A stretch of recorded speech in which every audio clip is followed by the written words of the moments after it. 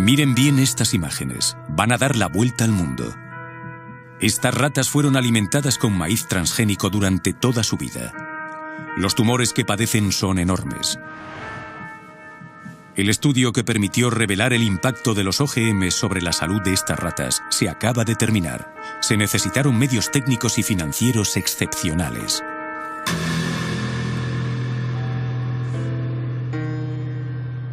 Durante 2 años tuvimos la oportunidad de seguir todo su desarrollo. Después de años de dudas y polémicas, ¿por fin vamos a conocer la verdad sobre los OGMs? ¿No estaríamos aquí haciendo frente a un escándalo de salud pública que afecta al mundo entero?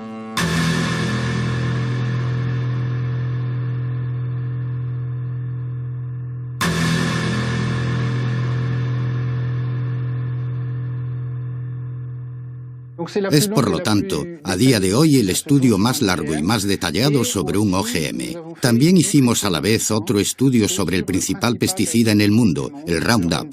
Es un herbicida, pertenece a la principal categoría de pesticidas en el mundo.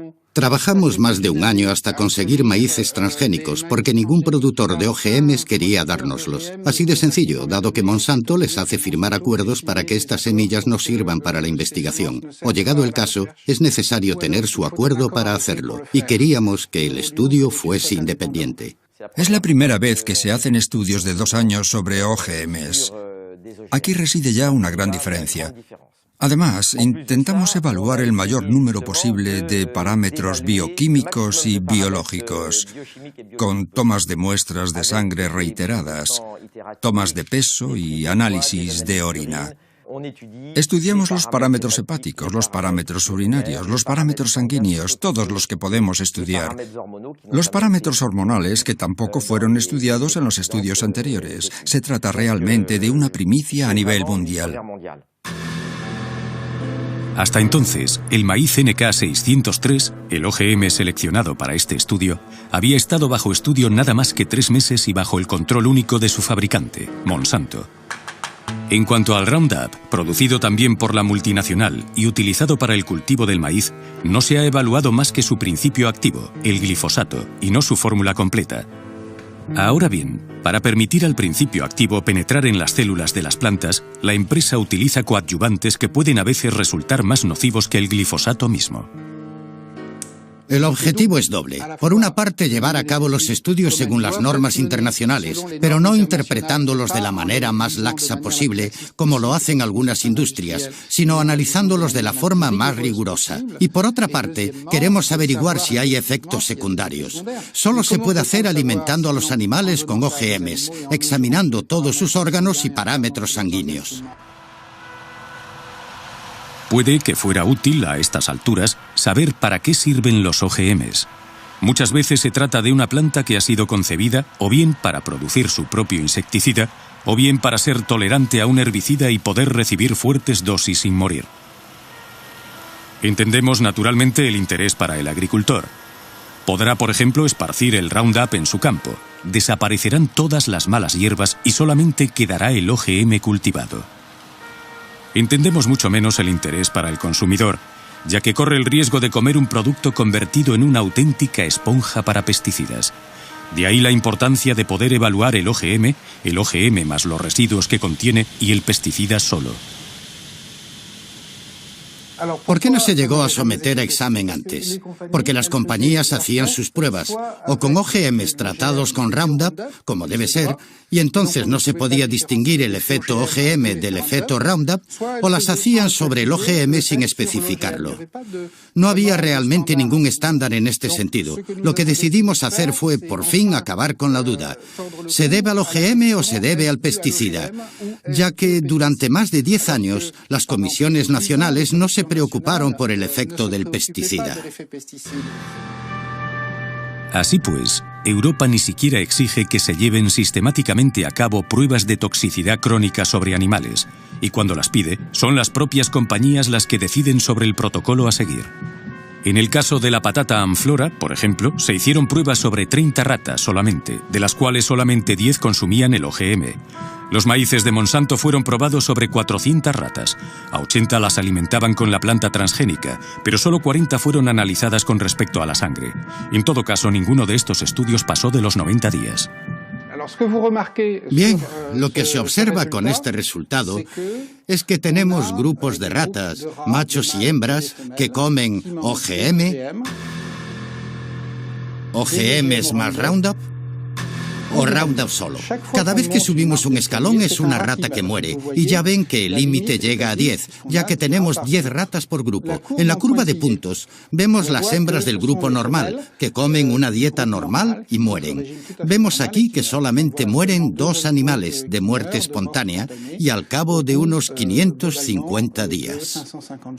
En cambio, todas las hembras que comen OGMs tratados con Roundup o que beben Roundup, mueren más que las ratas normales. Bueno, entonces se nos puede preguntar, ¿es estadísticamente significativo? A nosotros lo que nos interesa es que hay una mortalidad 6 veces superior en este grupo con respecto al grupo de control. Tenemos, por lo tanto, un aumento del 600%. A este nivel ya no hacen falta estadísticas en biología o en medicina. Un punto importante que subrayar, sin embargo, para aclarar, es que todos los estudios hechos sobre ratas son estudios de 3 meses y como por arte de magia no vemos aparecer ningún trastorno antes de los 3 meses. Los primeros trastornos aparecen al 4.º mes. Significa que los estudios de 3 meses no sirven para nada, sino para tener la conciencia tranquila y hacer que ingiramos productos potencialmente tóxicos. El equipo del profesor Seralini diseccionó cada una de las 200 ratas para analizar con exactitud lo que afectaba a sus órganos. El propósito: intentar entender cómo cada una de las 3 dietas, OGM, OGM más Roundup y Roundup solo, podía incidir sobre el metabolismo de los animales, y en particular, en lo que se refiere a la aparición de tumores que, sin sorpresa, solamente se desarrollan después del 3.er mes. El número de tumores palpables, bien visibles, que aparecen entre los animales durante el estudio, se ven en esta tabla. Aquí tenemos las ratas que solamente reciben OGMs, frente a las que tienen una alimentación normal.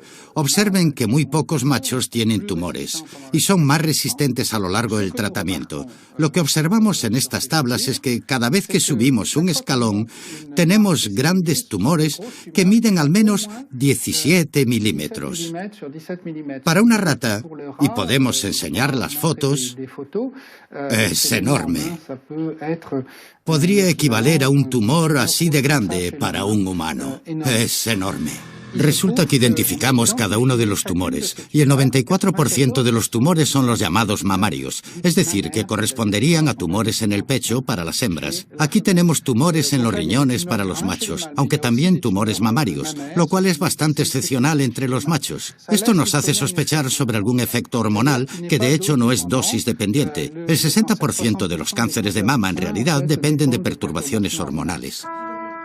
El estudio del profesor Seralini nos reserva una última sorpresa, y es consecuente.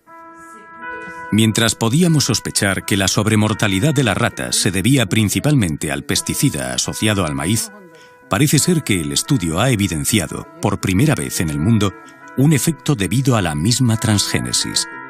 Esto significa que el simple hecho de intervenir en el genoma de la planta para modificarlo podría tener consecuencias que nadie hasta ahora había previsto. Es para cuestionar todas las concepciones científicas que llevaron a la invención de los OGMs. Nunca se había probado el Roundup solo durante 2 años. Dicho esto, con el Roundup, nuestros estudios de células nos mostraban que las células de hígado, embrión, riñones, placenta, cordón umbilical, morían mucho más rápido. Por lo tanto, podemos decir, de manera general, que tenemos esta sobremortalidad con el OGM más Roundup.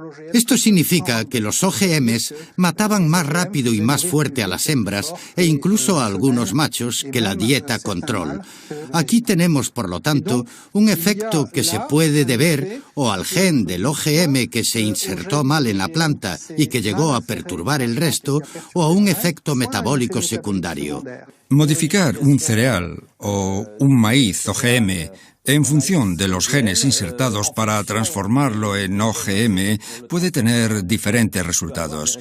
Esto significa que no necesariamente porque tal OGM tenga tal efecto, todos lo vayan a tener, y tal vez los haya que tengan muchos más. Lo impactante es que este OGM que comen los americanos es el OGM que importamos y que las agencias europeas, entre ellas francesas, autorizaron para la importación y la contaminación de la alimentación. Hoy en día, solamente 2 OGMs, un maíz y una patata, se cultivan en algunos países europeos. Esto no quita que 27 millones de toneladas de soja transgénica entren cada año en los puertos europeos. Esta soja sirve para alimentar a nuestros animales de carnicería, pero entra también en la composición de numerosos productos alimentarios. Nosotros lo que queremos con este estudio es primero que haya una moratoria, porque es suficientemente grave como para decir, escuchen, no vamos a comer esto sin conocimiento. El problema es que importamos de todo o cultivamos de todo procedente de Estados Unidos. Y segundo, que se vuelvan a hacer otras investigaciones y que obliguemos a todos los productores de OGMs a rehacer este tipo de estudios antes de ejercer su actividad. Una moratoria suspendiendo el cultivo de OGMs ha sido adoptada en la mayoría de los países europeos. Considerando los resultados del estudio del profesor Seralini, ¿no sería hora quizá de extenderla a todos los OGMs agrícolas alimentarios? En ciencia, para establecer una verdad definitiva se necesitan equipos, tiempo y medios. Demasiado caro, demasiado largo, dirán algunos. Pero aceptando este precio, ¿no hubiéramos podido evitar los recientes escándalos sanitarios? ¿Van a provocar los OGMs un nuevo escenario catastrófico?